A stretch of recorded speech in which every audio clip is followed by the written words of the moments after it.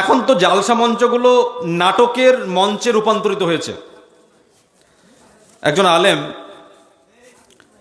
লাল দাড়ি, নামটা আমি বলছি না, আপনাদের এলাকাগুলোতে খুব জালসা করে, আর ওর কাজই হচ্ছে মানুষকে হাসানো,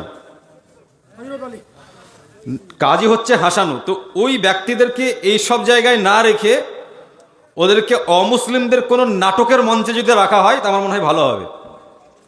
কারণ ওই ধরনের যেসব বক্তা আছে ওদের জন্য সমাজটা আরও আস্তে আস্তে খারাপ হয়ে যাচ্ছে। যে কমিটি নিয়ে আসে সেই কমিটিতে কিয়ামতের দিনে ফাঁসবে 100%। কারণ ওই বক্তার দ্বারাতে যত পাপ হবে জালসা কমিটির উপরে সমস্ত পাপ চাপবে।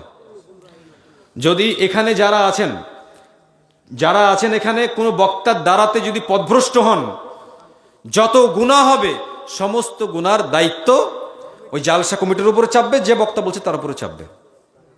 অতএব আপনাদের দায়িত্ব হচ্ছে এই জালসার মঞ্চ থেকে যখন কোনো নাটক হবে, উল্টাপাল্টা কথাবার্তা হবে, তখন এখান থেকে চলে যাওয়া। আর